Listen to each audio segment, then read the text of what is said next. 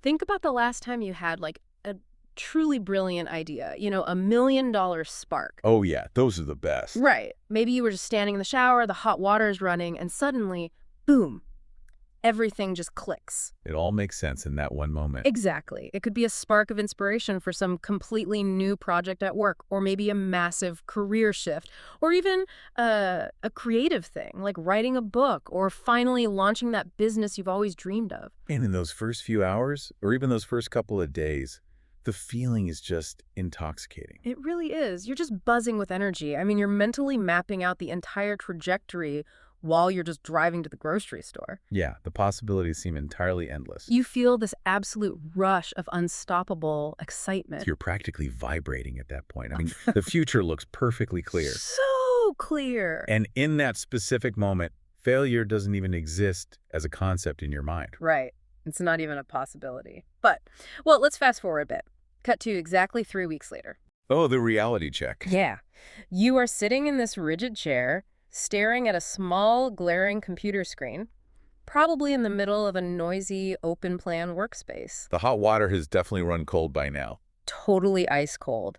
That initial magic, that whole feeling of invincibility has entirely evaporated. It's just gone. And instead, you feel completely stuck. You're unmotivated and honestly, just incredibly overwhelmed. Which is the worst feeling. It is. And what is the very first thing you do in that scenario? You start to blame yourself. Always. You assume you just lack the willpower. You think you don't have the discipline or maybe the raw intellect to finish what you started. You tell yourself things like, I'm just a procrastinator. Yeah, or I guess I really just don't have what it takes. And that self-blame, I mean, it is one of the greatest tragedies of modern work. Because your failure to execute in that specific moment isn't a lack of discipline at all. Wait, really? Because it definitely feels like a moral failing. It absolutely is not a moral failing. The problem is actually twofold, according to the research we're exploring today. First, you just fell into a biological motivation trap. A biological trap. Yeah, a literal chemical trick that your own nervous system played on you. And second, you were trying to solve complex, multidimensional problems using only your isolated brain. Huh. Meaning what, exactly? Meaning you are ignoring the vast, incredibly powerful cognitive resources available in your physical body, your surrounding environment, and the people around you. Okay, wow. Let's pull this apart because that is a lot. Let's start with that first problem, this biological motivation trap. Right, let's get into it. Because we often think of motivation as a character trait, right? Like you either have it or you don't. Exactly, which is totally wrong. But from what cognitive science is uncovering in the documents we're looking at, an idea actually acts a lot more like a hard drug. It really does. So what is actually happening in our brain chemistry when we are standing in that shower having an epiphany? Well, it comes down to a very specific neurotransmitter, dopamine. Ah, the famous dopamine. Right, but we often misunderstand dopamine. Pop culture tells us that dopamine is the pleasure chemical, the thing we feel when we eat chocolate or win a video game. Right, the reward juice. Yeah, but neuroscientists have shown that dopamine is actually the molecule of anticipation. Anticipation. Yeah, it is the hormone that drives our capacity for initiative. It's our desire to pursue, to seek, to want things. Oh, so it's not about getting the thing, it's about wanting the thing. Exactly. When you get a new idea, your brain doesn't just feel good. It enters a state of absolute boiling excitement about the potential of the future. So it's hyping you up. It floods your system with a massive dose of dopamine because you are in the fantasy phase. You are imagining the glorious end result. Like the published book or the successful startup. Or the big promotion. But you haven't yet had to confront the actual friction of the process. Wow. So it essentially creates this reality distortion field. That's a great way to put it. Your own excitement is literally manipulating your thinking to bias your reasoning. You just vastly underestimate the effort required. Completely. It's like you are selling yourself a terrible product on a late-night infomercial, but you are playing both the wildly enthusiastic host and the gullible buyer at the exact same time. I love that. That is precisely what is happening, and we have to understand why the brain does this. Why does it trick us like that? Because the human brain is an associative machine. It is constantly generating new connections, proposing new visions, and finding novel solutions to whatever environments we're in. Okay. It idolizes the start of a project because the start is pure novelty and zero friction. all reward, no work. Exactly. It's all reward with no energetic cost. But dopamine doesn't flow infinitely. The energy required to complete a project is not a straight line. It's more of a curve, A right? steep, exhausting downward curve. Because novelty just quickly degrades into the daily grind. Yes. Once the novelty wears off and the real tedious work begins. The spreadsheets. The spreadsheets, the rough drafts, the endless revisions, the dopamine just crashes. So you hit a wall. You hit a massive wall. Yeah. And your brain, which has now essentially become addicted to that initial rush from 3 weeks ago, Yeah. immediately starts looking for the next shiny new idea to get its fix. Oh, wow. So it would rather abandon the current project and start a new one than put in the hard, unglamorous work of finishing. 100%. You know, it makes me think of going to the grocery store on a Sunday afternoon when you are really hungry. Oh no, never go to the store hungry. Right. You buy a whole cart full of beautiful, fresh, expensive ingredients with immense excitement. You're planning all these elaborate meals. I've been there. But then Wednesday night rolls around, you are exhausted from work, and instead of cooking that beautiful produce, you just order takeout. Yep. Your brain just wants the immediate, easy hit. It doesn't want the friction of actually chopping the vegetables. That is a brilliant analogy. All right. The friction of chopping the vegetables is the exact equivalent of the execution phase. Okay, that makes so much sense. And this isn't some new phenomenon caused by modern life or smartphones either. Really? No. If you look back through history, you find anecdotes of some of the most famous Renaissance artists and visionary inventors who were notoriously terrible at finishing their work. Oh, right. Like the famous genius procrastinators. Exactly. We consider them geniuses today, but in their own time, they frustrated their patrons endlessly. Because they wouldn't finish anything. They would take decades to finish single masterpieces, leaving just countless half-finished sketches and abandoned prototypes everywhere. Because they were chasing the dopamine. Right. They were brilliant procrastinators who preferred the dopamine hit of sketching out brand new ideas to the tedious, demanding work of applying the final layers of paint to their old ones. But wait, I have to challenge this a bit. Sure. Because if you listen to almost any motivational speaker today or read any popular success book, the #1 piece of advice is always take massive action immediately. Oh, I know. They tell you that when the inspiration strikes, you have to capitalize on that momentum. So are you saying we should actively resist that? Are we supposed to intentionally kill our own momentum? That is exactly what you need to do. Wow. And I know it's entirely counterintuitive, but taking massive action while you are intoxicated by a dopamine rush is a perfect recipe for abandoned projects and burnout. Because it's a fake high. Right. You have to step outside the reality distortion field and literally cool down the neurochemical spike. So how do we actually do that? To do this systematically, behavioral scientists suggest implementing a mandatory 3-point starting grid before you take any operational action whatsoever. Okay, let's walk through this grid for the listener. Point 1 is to objectively map your current resources. What does that actually look like in practice? It means forcing the brain out of the abstract future and into the concrete present. Yeah. You need to take a brutal, honest inventory of your life. Like a reality check. Exactly. What are your current finances? Do you actually have the capital for this? What is your available time? Right. If you are working 50 hours a week, where are the 10 hours for this new side project coming from? Precisely. What are your existing skills related to this new idea, and what will you actually have to learn from scratch? So you have to force the brain to look at the tangible reality right now. Yes, which anchors that floating euphoric idea to the ground with actual physical constraints. Okay, that makes sense. Then we move to point 2, which is role play. This one is fascinating. The recommendation here is to pretend that a friend or a colleague just pitched you this exact idea, and your job is to advise them on all the pitfalls. Right. This relies on a psychological mechanism sometimes called Solomon's paradox. Solomon's paradox. Yeah. We are incredibly adept at solving other people's problems while being completely blind to our own. Oh, that is so true. I give great advice, but I'm a mess. We all are. When it is our idea, we are blinded by optimism. Our ego is deeply tied to it. But when we simulate that a colleague is bringing us the idea, we immediately gain psychological distance. So we stop being defensive. Right. We suddenly see the risks, the flaws, and the logistical nightmares. By stepping outside of yourself, you bypass your own dopamine-fueled distortion field and access your objective critical thinking. That is a great hack. And finally, point 3. Visualize a future exactly 30 days after the project is successfully completed. Notice the timeline there. Yeah, that's not the day of completion when you're popping the champagne. It's a full month later. Exactly. It's the after the storm phase. The parade is over. The excitement has totally faded.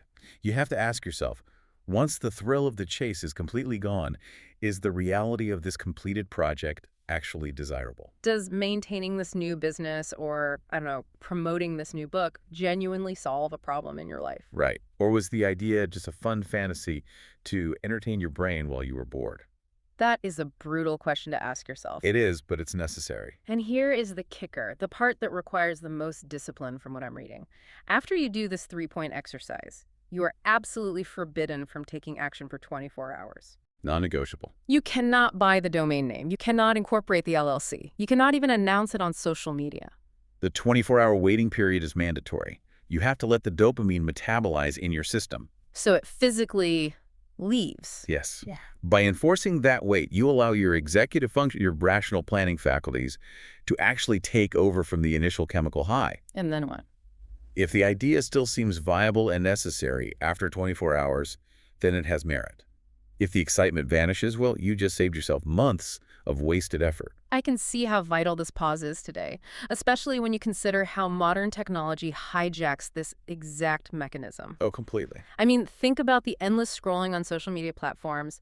We are being systematically trained to constantly abandon the present moment for the next micro-novelty. A new video. A new post, a new notification. Our dopamine receptors are just totally saturated by these tiny, effortless hits of the new. It's exhausting for the brain. It makes finishing long-term projects, which require sustained effort and delayed gratification, harder now than at any point in human history. Which is exactly why, once you survive that 24-hour waiting period, you need a rigid framework to replace the vanishing excitement. You have to build tracks for the train to run on before the engine runs out of fuel. Beautifully said.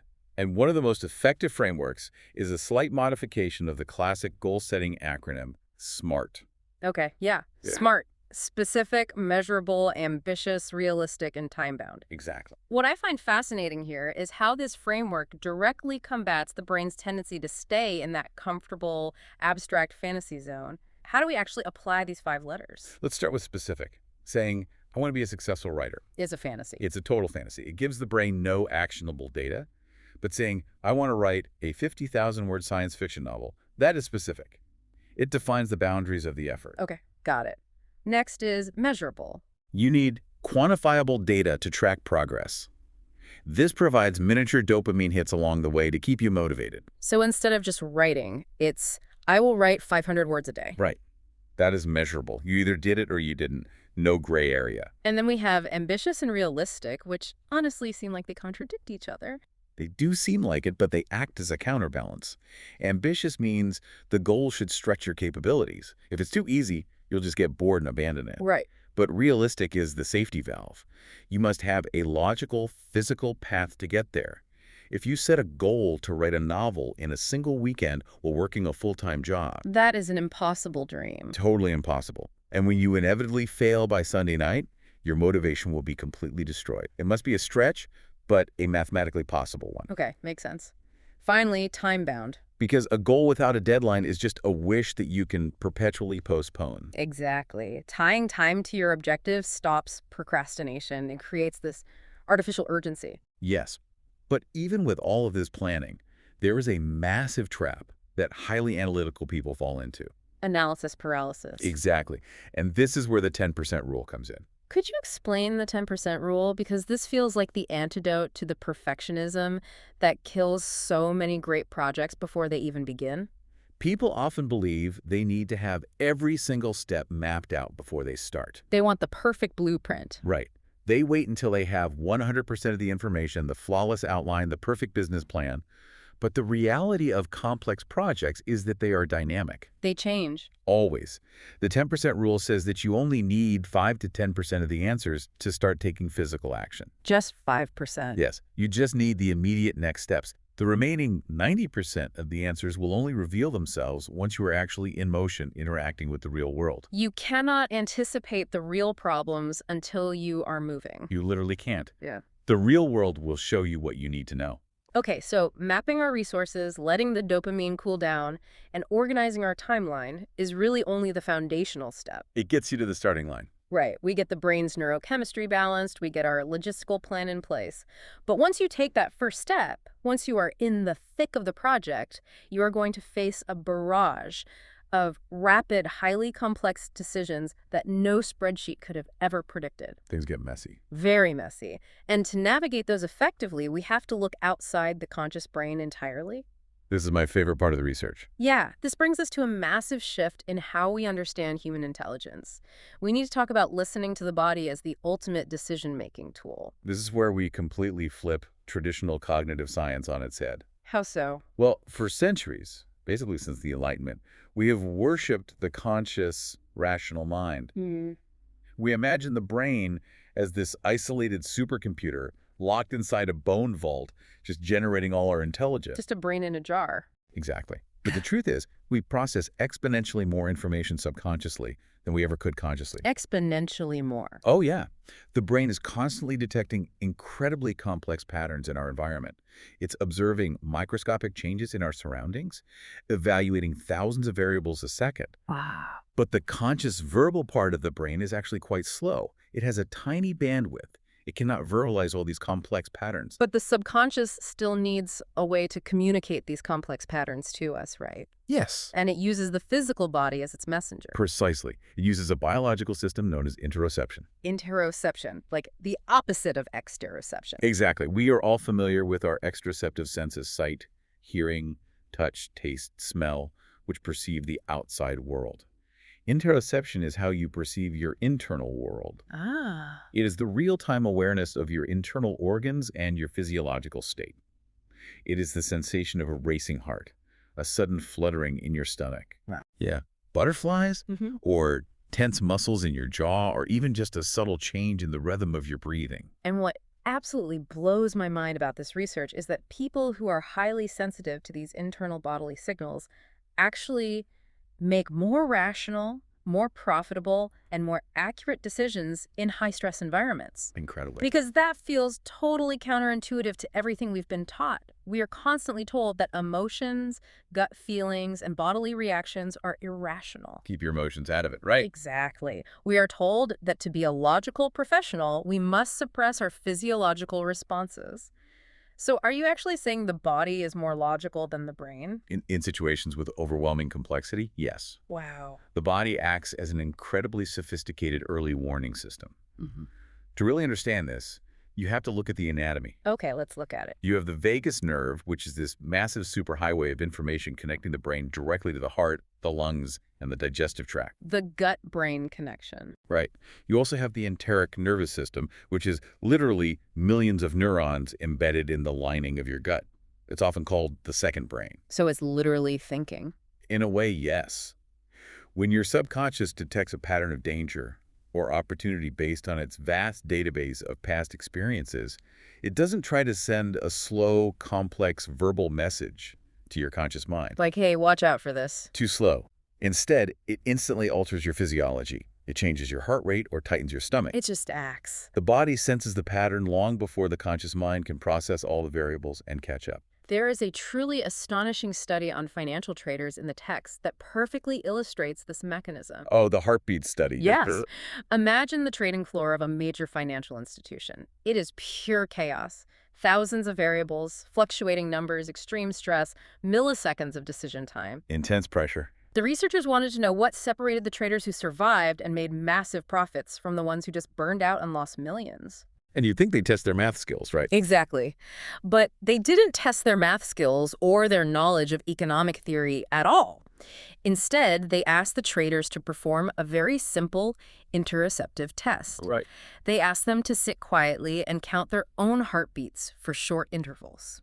But there was a catch. Yes, a big catch. They were not allowed to touch their pulse. They couldn't put their fingers on their wrist or their neck. They just had to sit there and internally feel the rhythm of their own heart. Which is actually quite difficult to do. It is.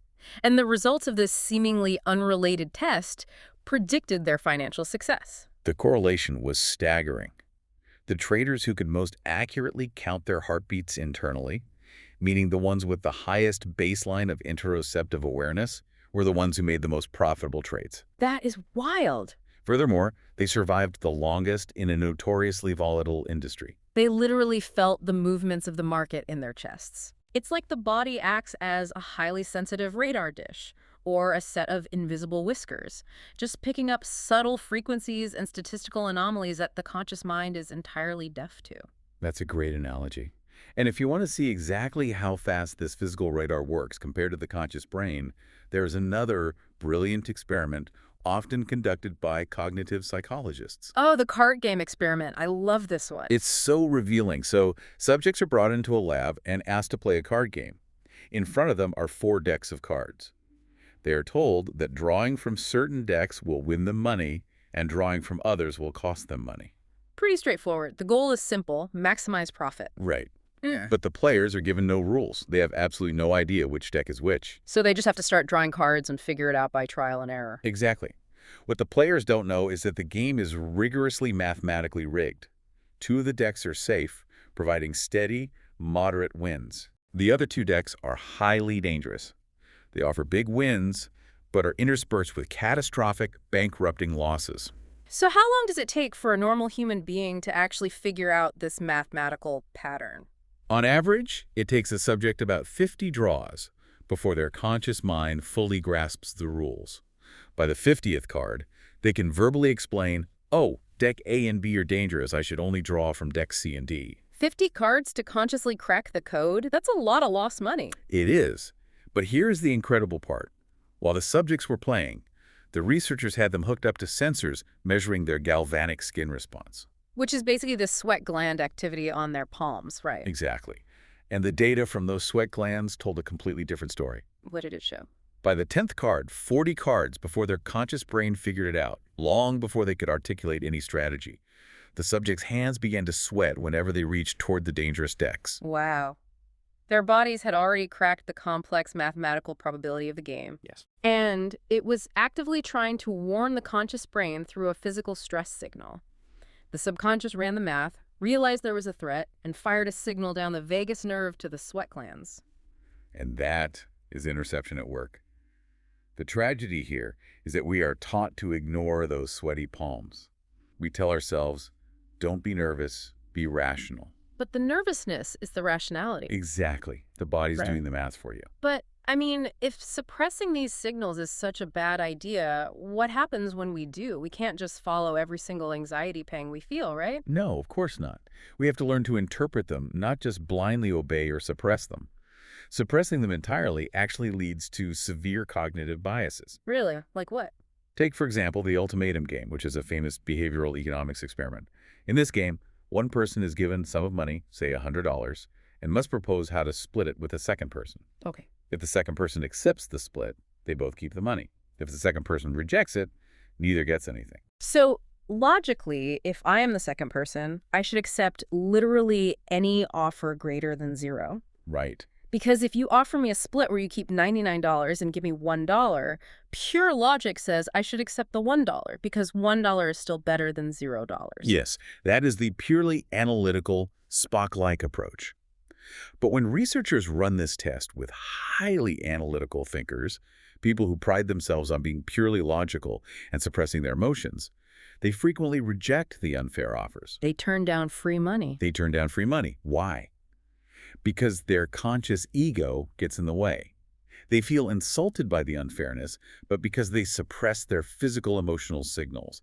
That suppressed emotion masquerades as logic. Oh, fascinating. They convince themselves they are punishing bad behavior or upholding justice, but really, they're just making an irrational financial choice based on unrecognized anger. But there is a twist when they run the same experiment with a different group of people. Yes, when they run the experiment with experienced meditators. People who spend thousands of hours training to be acutely aware of their breath, their posture, and their bodily sensations. Right. Highly interoceptive people. The results flip entirely. The meditators feel the anger and the insult of the unfair offer. They feel their chest tighten. They aren't immune to it. No, not at all. But because they acknowledge the physical signal, they don't let it secretly hijack their logic. They process the physical feeling, let it pass, and then rationally accept the $1 because it is still free money. Wow. They act far more rationally because they are fluent in the language of their own bodies. So if we want to develop this fluency, how do we systematically train ourselves to decode these signals? A highly actionable method from the research is to keep an interoceptive journal. How does that work? Well, we all know the standard practice of making a pros and cons list when faced with a difficult decision. This takes that a step further. When you are contemplating a major choice, say, choosing between two job offers, don't just write down the salary and the commute. Sit with option A in your mind and meticulously document exactly how your body physically feels.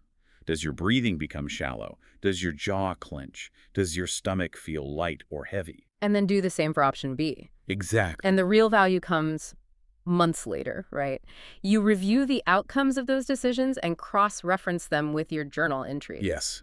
You are basically decoding your own biological algorithm. You might discover that every time you made a decision that ended in disaster, you had previously noted a tightness in your left shoulder. Right. You are learning the specific, customized vocabulary your body uses to communicate subconscious statistical data to your conscious mind. That is so powerful. You turn your body from a silent passenger into a trusted advisor. Exactly. Okay, so we've established that the body isn't just a meat vehicle carrying the brain from meeting to meeting. A meat vehicle, I love that. It is a vital, calculating part of the thinking process itself, but the body doesn't just passively receive and broadcast signals, it is built for action.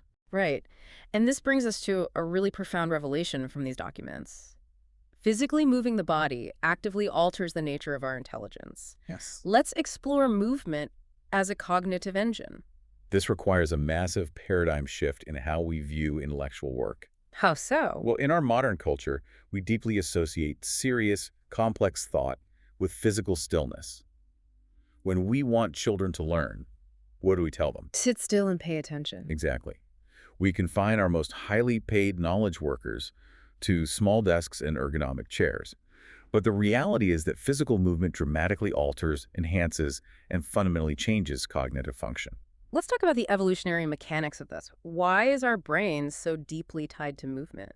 It is just a matter of evolutionary history. Yeah. The human brain didn't evolve while our ancestors were sitting in lecture halls. Right. The hominid brain essentially tripled in size during a specific evolutionary period when our ancestors transitioned to highly active lifestyles of hunting and gathering over vast territories. So we were constantly on the move. We evolved to think, to track prey, to remember the locations of water sources, to solve complex survival problems, and to map massive environments, all while navigating complex, moving landscapes. Wow. Movement and thought are inextricably linked in our neural architecture. So forcing the brain to engage in complex thought while sitting perfectly still is a complete biological mismatch. It's totally unnatural. Yes. I look at it like trying to drive a high-performance sports car with the parking brake fully engaged. You are revving the engine, but half your power is just fighting the brake. That is a remarkably accurate mechanical analogy. When you force yourself to sit absolutely still at a desk, your brain isn't just passively resting. It's actively fighting. Yes, your prefrontal cortex, the area responsible for executive control and inhibition, has to continuously send do not move signals to your muscular system. Oh, wow. It is actively suppressing your natural urge to shift, pace, and gesture. Inhibiting movement is an active, demanding neurological process. It requires massive amounts of cognitive energy. So by letting yourself move, you release the parking brake. You free up all that processing power and reallocate it to actual problem solving and ideation. And the impact of this is measurable even in life or death professions.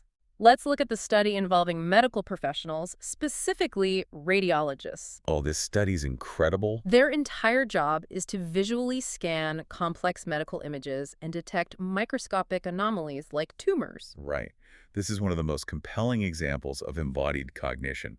Researchers had a group of highly trained radiologists perform their standard duties, examining X-rays and MRIs for irregularities. In a dark room. Exactly. In one phase of the experiment, they performed this task exactly as they normally do, sitting down in a dark room. Under these static conditions, their accuracy rate was roughly 85%. Which is decent, but honestly, it still leaves a terrifying 15% margin of error when you are looking for cancer. Precisely. Yeah. But then, the researchers changed one single variable. They didn't give them better monitors or more time. They simply had the radiologist walk at a slow, comfortable pace on a treadmill while examining the exact same types of scans. They just added walking. That's it. And the results? When walking, their anomaly detection rate skyrocketed to 99%. That is absolutely unbelievable. 99%. Just the act of walking engaged their visual cortex and their pattern recognition systems in a fundamentally superior way. It activated the brain fully. If movement is that powerful, what are the different gears we can use? Because the science differentiates between the cognitive effects of moderate movement versus high-intensity movement. They do very different things to the brain. Moderate, steady-state exercise, like a brisk walk or a gentle bike ride, increases blood flow and oxygenation to the brain. Okay. But more importantly, it engages what neuroscientists call the default mode network. The default mode network, what does that do? This is the network that activates when your mind wanders, when you daydream, and when you connect disparate ideas. Moderate exercise increases verbal fluency, cognitive flexibility, and focus. And those neurochemical benefits linger in the brain for hours after you stop moving. It's like brain juice. Exactly. But high-intensity exercise, pushing your heart rate near its maximum, sprinting or heavy lifting, does something entirely different. Right. It triggers a neurological state with a very intimidating name. Yes, it induces a state known as transient hypofrontality. Let's unpack the mechanics of that term, because it sounds like a medical condition, but it's actually the secret to creative breakthroughs. It really is. Right. Let's break down the word. Transient simply means temporary. Okay. Hypo means low, reduced, or underactive, the opposite of hyper. Right. And frontality refers to the prefrontal cortex, the highly evolved part of the brain located right behind your forehead. Which you said earlier is kind of like the CEO of the brain. Exactly, the CEO. It is responsible for logic, filtering, self-control, time perception, and ensuring you act appropriately in public. So transient hypofrontality is a temporary lowering or shutting down of that CEO control center. And how does exhausting the body cause the CEO to shut down? Well, the brain operates on a strict energy budget. When you push your physical body to its absolute limits, say during a grueling uphill run or an intense interval workout, the brain perceives a physical crisis, It thinks you're running from a tiger. basically. It has to instantly divert all available metabolic energy away from high-level abstract cognitive functions and redirect it to the motor cortex, the heart, and the lungs just to keep you moving and alive. It literally unplugs the prefrontal cortex to save power. Exactly. It removes your mental filters. Because the CEO is asleep at the wheel. Right. And the prefrontal cortex is a very rigid, critical boss. It constantly filters out silly or illogical ideas. But without those strict filters, the deeper parts of your brain are allowed to play. Oh, Memories, abstract concepts, and random data points suddenly collide in ways the conscious mind would never normally allow. This is what sparks wild lateral thinking and those sudden, inexplicable aha moments. Wow. It is why you can struggle with a coding problem for 3 days at your desk, but the solution miraculously pops into your head when you are completely exhausted at mile 5 of a run. Because the filter is finally gone. Yes. But we don't always have to run 5 miles to use movement, right? We can use microscopic movements to enhance learning. This brings us to the concept of making physical gestures, or what is known as using a proprioceptive hook. Ah, yes. Proprioception is your nervous system's awareness of where your body is oriented in three-dimensional space. It's how you can touch your nose with your eyes closed. Exactly. When you physically gesture with your hands and arms while explaining or learning a new concept, you are doing more than just being expressive. You are cementing that abstract information into your physical memory. How does that work?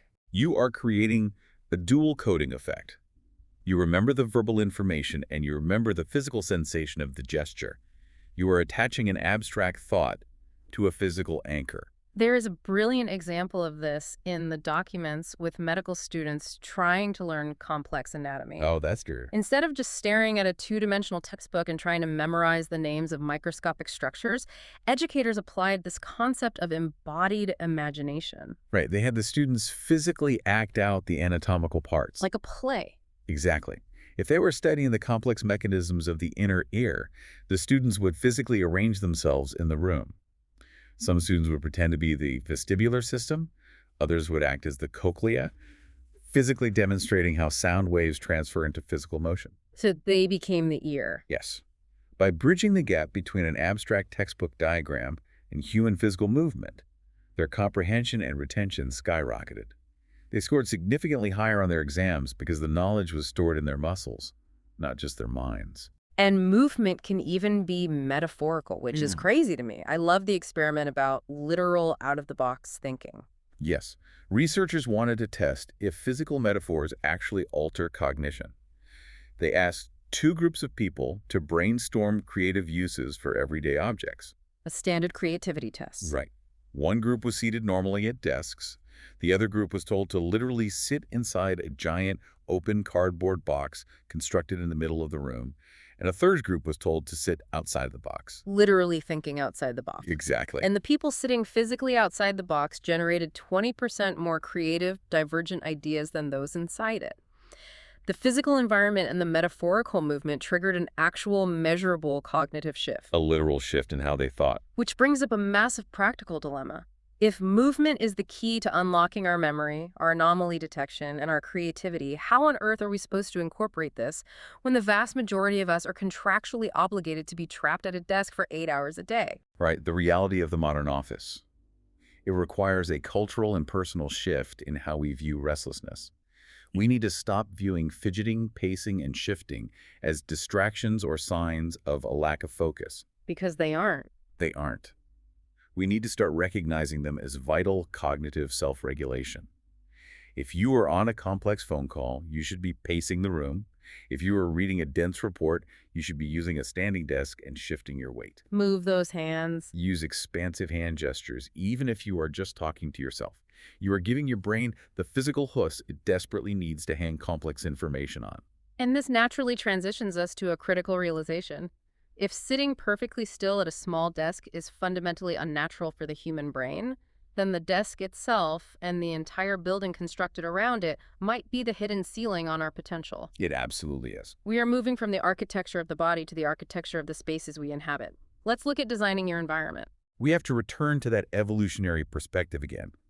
Because we evolved navigating physical landscapes, the brain relies overwhelmingly on spatial mapping to organize information. Spatial mapping. We evolved to remember where the food was located, where the predators nested, and where the water source flowed.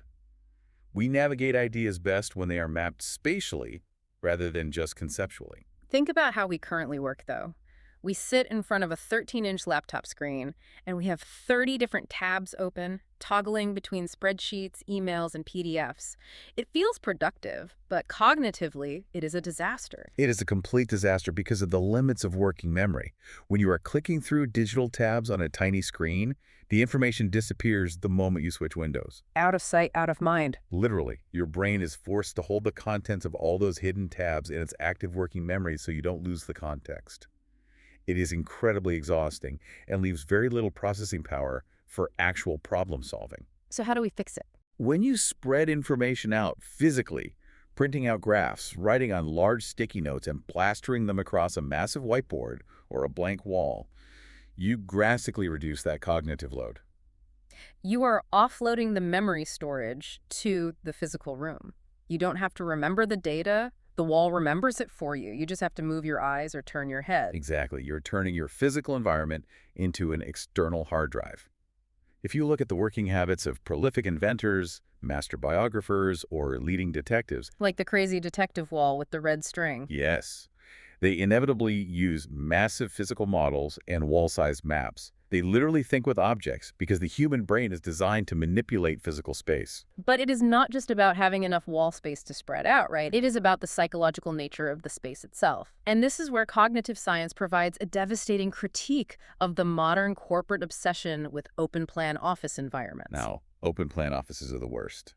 They were designed to foster spontaneous collaboration, but neurologically, they are hostile to deep thought. Hostile. That's a strong word. But accurate. Remember, humans are hypersocial primates. We evolved to constantly subconsciously scan our environment for social threats, hierarchical shifts, and alliances. So if you are sitting at a low desk in a massive room where 50 other people can see your screen, hear your phone calls, and watch your posture, your brain goes into overdrive. Yes, your brain is subconsciously dedicating a massive percentage of its processing power to managing your self-presentation and maintaining social vigilance. You're always on stage. It is a state of continuous, low-level sensory arousal and threat detection. Your cortisol levels just rise and stay there. I equate trying to do deep, abstract intellectual work like writing a complex algorithm or designing a strategic roadmap in a modern open office to trying to solve a multidimensional calculus puzzle while standing in the middle of a busy, honking intersection. That's exactly what it feels like. The environment is actively fighting your objective. Complex, abstract thought is not a natural human default. It is fragile. It requires intense focus, and that intense focus requires feeling totally biologically safe from social scrutiny. We need walls. We need walls. We need doors that close. The psychological concept of sensory reduction dictates that to go deep into the vast internal space of our minds, we must first shut out the overwhelming stimuli of the physical world. But I know people listening are already formulating a rebuttal to this. Let's hear it. Because I hear people all the time claim that they absolutely thrive in bustling coffee shops. They put on their headphones in a crowded cafe and they swear the energy, the noise, and the movement keep them awake and stimulated. Are they just entirely wrong about their own brains? They aren't wrong about feeling stimulated, but they are fundamentally confusing different types of cognitive work. Different tasks require entirely different environments. Routine, execution-based tasks like answering a backlog of emails, formatting a presentation, or doing basic data entry can actually benefit from mild social arousal. So the noise helps with boring stuff. The presence of other people creates a subtle social pressure that keeps you alert and prevents you from falling asleep in your keyboard. It provides energy for mundane tasks. But deep work is different. Very different. Deep, creative, original thought, the kind of thinking that produces paradigm-shifting ideas, demands intense privacy and a drastically lowered cognitive load. You need silence. You cannot invent a breakthrough product or write a profound chapter of a book while your peripheral vision is subconsciously tracking the barista making a cappuccino or the couple arguing at the next table. The cognitive toll of filtering out that noise destroys your capacity for nuance. And beyond just having walls, it is about having control over those walls. The research emphasizes the incredible power of the home advantage in workspaces. Having a personalized, autonomous environment where you control the lighting, the temperature, the layout, and the artifacts around you significantly boosts measurable productivity. We often dismiss personal artifacts on a desk, family photos, a specific piece of artwork, a memento from a trip, as mere decoration. All right, clutter. But psychologically, they are crucial anchors for your professional identity. When the work gets incredibly difficult and your motivation wanes, those objects constantly, silently remind your brain of who you are, what your values are, and why you are doing this work. They stabilize your focus. They stabilize your focus and reduce anxiety. And we also have to align our physical spaces with our evolutionary biology. We mentioned the hominid brain evolving in nature. How does the aesthetic of our environment impact our cognition? We build these hyper-urban environments, concrete, glass, rigid, right angles. But what does that do to the brain? Urban environments demand what psychologists call active attention. When you are navigating a city or a modern office building, your brain has to constantly exert energy to process unnatural stimuli. You are dodging traffic. Dodging traffic, ignoring loud sirens, reading text on signs, and navigating rigid, artificial geometry. Active attention is a finite resource, and urban environments drain it rapidly, leading to mental fatigue. Contrast that with what happens when we step into nature. Nature triggers a completely different neurological state called soft fascination. Soft fascination is effortless. The visual patterns found in nature, the shape of a fern, the branching of a tree, the rhythm of ocean waves, are fundamentally different from human architecture. How so? They are built on fractals, patterns that repeat themselves at different scales. Because our brains evolved surrounded by these specific fractal patterns, our visual cortex processes them with almost zero effort. Our brains are biologically optimized for the visual complexity of the natural world. So staring at the rigid lines and the aggressive sensory bombardment of a modern office is a biological mismatch that actively exhausts our neural pathways. There is a truly beautiful study that proves how quickly nature can repair this exhaustion. Researchers took a group of subjects and gave them a battery of highly taxing cognitive and memory tests to deplete their mental reserves. Burn them out. Right. Then they split them into two groups for a short walk. Half of the subjects were instructed to walk down a busy, noisy city street. The other half walked through a quiet, lush botanical garden. And after the walk, they brought them back and tested their memory again. The subjects who walked down the city street showed almost no improvement. But the subjects who walked in the botanical garden, just by exposing their retinas to the fractal patterns of trees and leaves for less than an hour, What happened? they improved their working memory scores by 20%. A 20% increase in raw cognitive power just from looking at biology instead of concrete. It proves that bringing plants, natural textures, and natural light indoors isn't just an aesthetic choice made by a trendy interior designer. No, it is a strict biological imperative for optimal brain function. We require the soft fascination of nature to restore our depleted attention. So let's pull all of this together and look at the system we've built so far. We have learned to manage our biological motivation using delays to avoid the dopamine trap. We have learned to tune in to the vagus nerve and the gut to read our subconscious decision-making signals. Yes. We have released the parking brake by using physical movement to unlock transient hypofrontality and embodied memory. And we have redesigned our physical spaces to utilize spatial mapping and soft fascination. We have optimized the individual biological and environmental system as much as physically possible. Right, we have built the ultimate solitary thinker. But what happens when we inevitably hit a problem that is simply too massive? A wall you can't climb alone. Exactly. What happens when our single brain, no matter how optimized, moving, and beautifully situated, simply lacks the computational power to solve the puzzle in front of us? This brings us to the final and perhaps the most profound revelation in these documents. We must extend our mind into the minds of others. Let's explore the ultimate catalyst, thinking through others. The solitary genius is a cultural myth. To reach our highest cognitive potential, we must leverage the fact that humans possess a highly specialized, incredibly powerful social brain. The social brain? Yes. Our neocortex, the part of the brain responsible for higher-order thinking, evolved its massive size, not primarily to solve abstract math problems, but to manage complex social relationships, track alliances, and understand the intentions of others. We are evolutionarily wired to process social data exponentially faster and more efficiently than we process abstract logic. To prove just how biased our brains are toward social processing, there is a legendary cognitive psychology experiment involving a logic puzzle.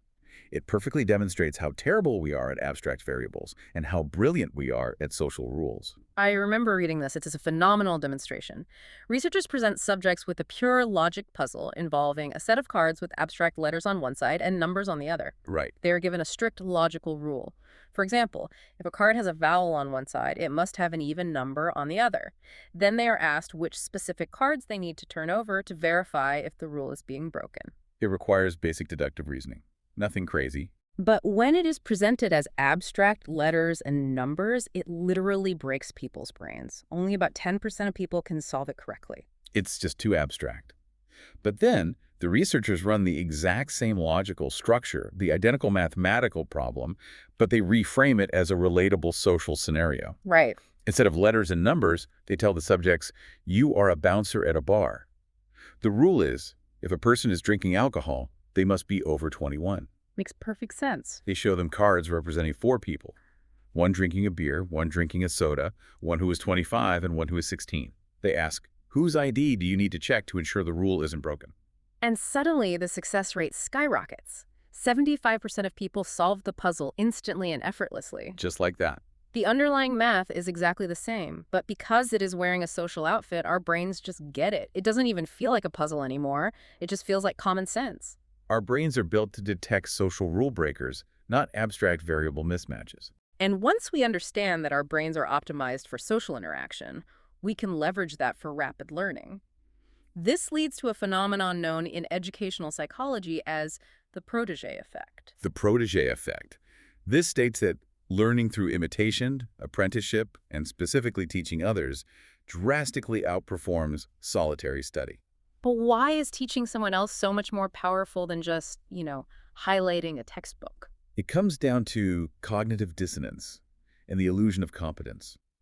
When you study alone in your room, reading a text, it's very easy to convince yourself that you understand a concept. Because you're just nodding along? The words make sense on the page, so you assume they make sense in your head. But when you are forced to teach that concept to a peer, or actively debate it with someone who is asking questions, your brain enters a state of energized alertness. Social pressure activates the brain. You can't hide behind the illusion of competence when someone is looking you in the eye and asking, but why does that work? Exactly. Teaching forces your brain to retrieve the information, restructure it, and vocalize it. During that process, you instantly identify the gaps in your own knowledge. Solitary thinking is often an echo chamber of our own cognitive biases. Social thinking acts as a real-time, rigorous error correction mechanism. If you cannot explain a concept simply to a friend, you do not actually understand it yourself. Furthermore, when groups of people work together effectively over time, they stop being a collection of individual brains and they develop something called transactive memory. Transactive memory is a fascinating phenomenon. It's where a group functions as a single neural network. In a highly functional team, or even a long-term marriage, knowledge becomes distributed across the individuals. Distributed how? Well, I might be the expert of the financial models, you hold the knowledge on the marketing strategy, and our colleague understands the technical engineering. We don't all waste energy trying to memorize everything. Instead of remembering the data, you just remember the index. You know who knows what. Precisely. By outsourcing the storage of information to the people around you, the group begins to act as a single, massively powerful computational system with infinitely more bandwidth than any solitary genius. It is like hooking a single computer up to a vast global network. Its processing power becomes nearly infinite. But here is the critical catch, and I really want to challenge the modern workplace on this. Yeah. If the network connection is constant, overwhelming, and noisy, the computer just crashes. We've all been trapped in companies that worship continuous collaboration. The worst. Endless meetings, constant messages, group brainstorming for every minor decision. How do we create this powerful group mind without falling into the dreaded group hate, where everyone just resents the constant interruption? That is the most vital distinction to make. Teams that constantly talk and collaborate continuously almost always produce mediocre, watered-down consensus. Why is that? When people are constantly together, they subconsciously compromise too much just to keep the social peace and avoid friction. True, paradigm-shifting breakthroughs do not come from continuous collaboration. They come from intermittent collaboration. Intermittent collaboration, meaning a strict rhythm-based alternation between deep solitary work and intense group debate. Exactly. You must retreat to your private, walled-off space. You use your 24-hour delayed dopamine, your interoceptive gut feelings, and your transient hypofrontality to do the deep, abstract, highly original thinking without any social pressure to conform. You build the prototype alone. Then you bring that original idea to the group for a period of intense, synchronized debate. The group acts as the error correction mechanism, stress testing the idea and refining it. And then, crucially, the meeting ends. And you go back into isolation to execute. It is the pulse of a healthy organization. Expand, contract, isolate, synchronize. Speaking of synchronization, there is research showing that we can literally sync our brainwaves with others through shared physical experiences. Group synchronization physically alters the neurochemistry of the participants. When a team moves together, whether that is literally going for a walk together before a brainstorming session, participating in a shared physical ritual, or even just experiencing shared physiological arousal like laughing together, it lowers the boundaries of the ego. That's amazing. It physically shifts the brain from a competitive me state, constantly guarding its own status, into a highly collaborative we state. So to achieve true, limitless group intelligence, it requires a delicate alchemy. You need intense psychological safety so people can share wild, unproven ideas without fear of social punishment. Yes. You need clear individual autonomy so people can retreat and think deeply on their own. And you need shared physical and intellectual rituals to synchronize the group into a single entity. When those elements align, the limits of the individual skull disappear entirely. You are literally thinking with the brains of the people around you. It's beautiful, really. This has been an absolutely incredible, perspective-altering journey. Let's bring this all the way back to the beginning. Let's go back to that relatable, painful situation we started with, back to you, the listener, sitting at that desk, feeling completely unmotivated, drained, and entirely overwhelmed by your once brilliant idea. What the collective weight of cognitive science, neurobiology, and behavioral psychology shows us today is that when you hit that wall, it wasn't a failure of your character, it wasn't a lack of discipline, and it certainly wasn't a lack of intelligence. Not at all. The struggle was born from a fundamental societal misunderstanding of what the human mind actually is and how it evolved to operate. Completely. By relying solely on that initial fleeting chemical hit of dopamine to carry you through, and by relying on an isolated brain trapped in a static chair, staring at a tiny glowing rectangle in a noisy room, you essentially cut yourself off from 90% of your actual cognitive hardware. Intelligence is not a substance locked inside your head. It is a dynamic, interactive system. It is how you engage with the world. When you learn to channel your biological motivation properly, using delays and structural constraints. When you learn to listen to the visceral subconscious radar of your vagus nerve, Yes. when you literally move through space to unlock the creative chaos of transient hypofrontality, when you curate your physical environment to harness spatial memory and the restorative power of nature, and when you finally sync your thoughts with the minds of others through intermittent collaboration. Your potential ceases to be a fixed metric. It genuinely becomes limitless. You are no longer trying to win a race with the parking brake permanently engaged. You are finally using the whole magnificent machine. Which leaves us with one final, lingering question to ponder as we step back into our daily lives. Lay it on us. If your intelligence isn't just a static property locked inside your skull, but literally extends outward into the physical spaces you inhabit, the habits of your body and the people you surround yourself with, who and what are you allowing to do your thinking for you today?